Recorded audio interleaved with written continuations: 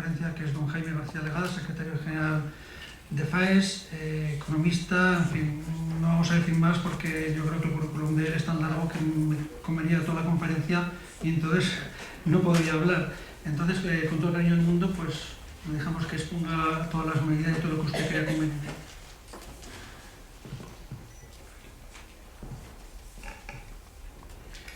Bueno, pues muy buenas tardes a todos. Muchísimas gracias por acompañarnos aquí en esta pequeña conferencia que va a tratar de poner algunas ideas sobre la crisis en la que nos hemos metido, pero que pretende sobre todo proyectar unos mensajes en positivo, de futuro, porque lo primero que quiero dejar claro es que de esta crisis vamos a salir, de esta crisis tenemos capacidad de salir y de esta crisis saldremos si se ponen en marcha buenas políticas, buenas ideas, sobre todo reformas muy profundas, que son las que voy a tratar de avanzar a lo largo de los próximos minutos, centrándome, como es natural en un colegio como este, en un aspecto fundamental de las reformas que hay que poner en marcha, que es la reforma sanitaria. Antes, pues Jesús, Juan Antonio, Roberto, muchísimas gracias. Las palabras de Roberto están simplemente marcadas por la amistad que nos une desde hace muchos años. Nos conocimos allá por el año 2001, yo tenía responsabilidades entonces en el gabinete de la presidencia del gobierno, en los temas de educación, de sanidad, entre otros los temas de autónomos. Roberto nos ayudó muchísimo a perfilar aquel famoso paquete de medidas para los autónomos que se aprobó en la primavera del 2003, aquel incremento de la prestación, en fin, de la protección social a todo el colectivo de autónomos, la rebaja fiscal que se aprobó en el año 2003 también en materia de IRPF, tuvo mucho que ver el apoyo de algunas asociaciones, en particular la de Roberto, y yo desde entonces pues le tengo muchísima amistad y cada vez que me invita a venir a Zaragoza pues naturalmente acepto su invitación. Muchas gracias por esta invitación a estar aquí, ¿no? Voy a empezar con la crisis, una crisis que hace 2 años ya que comenzó, de una crisis que está golpeando de una forma, me atrevo a decir que brutal, a la sociedad española, a una crisis que está llegando a todos sitios, a todos los territorios, muchas veces en esta España tan descentralizada, en la que tendemos mucho a focalizar las cosas desde una óptica muy local y muy regional, y no nos damos cuenta de que es una crisis que afecta a toda España y de la que solamente va a salir toda España junta, todos los colectivos, todos los territorios unidos. Es una crisis en la que nos metimos quizás por errores propios, ¿no? España estaba abocada a una crisis muy dura, se venía advirtiendo desde el año 2006, desde muchos foros importantes, españoles e internacionales. España estaba viviendo económicamente muy por encima de sus posibilidades, estamos gastando un 10% más de lo que producíamos. Eso ninguna economía, igual que ningún hogar, puede gastar todos los años un 10% más de lo que tiene como renta. España estaba gastando un 10% más todos los años. Nos estábamos endeudando con el extranjero hasta un punto en el que simplemente se nos cerró el grifo. Coincidió con la crisis financiera, pero si no hubiera sido por la crisis financiera internacional, la crisis se hubiera producido de todas formas. A esa crisis además se añade un componente fundamental, y es que crecimos a base de desarrollar sectores que no pueden crecer permanentemente por encima de la demanda, como es básicamente el sector de la construcción. Esos dos factores, el crecimiento desequilibrado y el crecimiento basado sobre todo en el sector de la construcción y lo que le rodea, está en los orígenes de esta crisis tan aguda. A eso se añaden algunos errores muy graves en la política económica de los últimos años. No se puede incrementar el gasto público un 9% todos los años, como ha ocurrido en los últimos años, igual que ninguna familia puede incrementar su gasto a esos niveles tan altos. El incremento de la presión fiscal, que está sufriendo todos los colectivos, pero muy en particular el colectivo de autónomos, a través del impuesto sobre la renta de las personas físicas, que se ha producido en los últimos años, también ha acabado por ahogar a muchos sectores productivos. El aumento del tamaño de las administraciones públicas. Estamos ya en 3 millones de funcionarios. La expansión, sobre todo, del sector autonómico está produciendo problemas de asfixia a la economía por la presión fiscal que obliga a financiar esa administración tan grande. Se ha recreado un sector público empresarial totalmente necesario en las comunidades autónomas y en los ayuntamientos.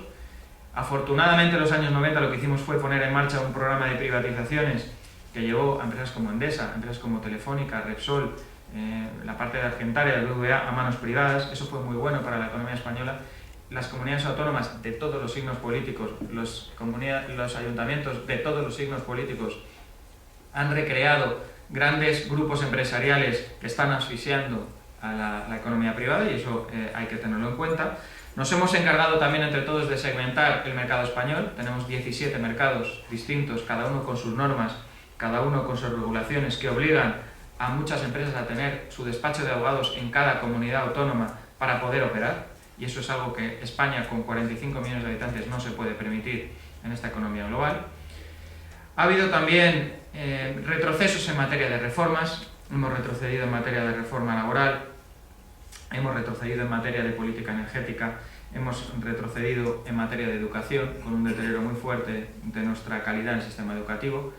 La educación expulsa todos los años al 30% de nuestros jóvenes sin ningún tipo de cualificación al mercado de trabajo. El 30% de fracaso escolar es una catástrofe que explica también en buena parte muchos de los problemas que tenemos en nuestra economía actualmente. Y también pues, la pérdida del 90% de los fondos europeos explica también parte de la crisis. Con esto nos hemos metido en una crisis que destruye todos los días en España 400 empresas, que ha obligado a cerrar la persiana a decenas de miles de autónomos en apenas un año y medio, que ha generado 2 millones de nuevos parados en apenas un año y medio, que nos ha colocado en 4,5 millones de parados, y según todos los analistas internacionales serán 5 millones de parados el año que viene. Un 18% de paro, más de un 30% de paro juvenil, un 20% de paro femenino. Y todo esto pues dibuja un panorama muy complicado, muy duro socialmente, del que va a ser difícil salir, hay que decir la verdad, va a ser difícil salir, pero del que se puede salir. Va a ser difícil salir porque quizás estamos en peor situación para salir que otras veces, por 3 razones fundamentales. Una, porque la desvertebración del Estado hace que desde la política económica de un gobierno central sea ahora más difícil gobernar la nave, y eso hace que va a ser más difícil tomar medidas que efectivamente permitan salir de la crisis. El Estado ahora es mucho más débil y por tanto eso impide tomar medidas de corrección que antes se podían tomar con más facilidad. Segundo, porque nos hemos metido en un problema financiero descomunal. España tiene ahora un déficit público que se va a ir al 12% del Producto Interior Bruto este año. Eso significa que el conjunto de las administraciones van a gastar 120.000 millones de euros más de lo que ingresan. Eso es una auténtica salvajada y eso genera un problema para el conjunto de la economía. Y 3, porque tenemos un problema de endeudamiento como país muy grave. Debemos al extranjero el 180% de lo que producimos, y eso no lo tiene ningún país de nuestro entorno. Eso significa que vamos a tener que hacer un esfuerzo tremendo para poder devolver todo el dinero que nos ha prestado el resto del mundo. Eso va a exigir un esfuerzo nacional muy considerable. Y tenemos además encima de la mesa un problema de insostenibilidad del gasto público. España no se puede permitir el gasto público que tiene ahora mismo. No nos lo podemos permitir porque no lo podemos pagar. Y eso va a exigir también medidas muy drásticas de reforma, en particular en lo que se refiere al gasto sanitario público, que está comiéndose en cada vez más los presupuestos de las comunidades autónomas, que está creciendo a tasas que no permiten financiar ese gasto en el medio y en el largo plazo, y que va a requerir reformas sí o sí. Mientras la economía crecía, pensamos todos que podíamos permitirnos unos niveles de gasto público y de prestaciones que, cuando la burbuja estalló y cuando la economía entra en crisis, nos ha hecho topar con la realidad. Había un conjunto de ingresos de las administraciones públicas, tanto de comunidades autónomas como de ayuntamientos, asociadas en buena medida al boom de la construcción y al boom inmobiliario, que eran ficticios. Una vez que esa burbuja estalla y una vez que la crisis se agudiza, todos nos hemos dado cuenta de que esos ingresos eran ficticios, se han volatilizado, que no van a volver, y por tanto lo único que se puede hacer es ajustar el nivel de gasto a los ingresos que realmente vamos a tener a lo largo de la próxima década y en el futuro.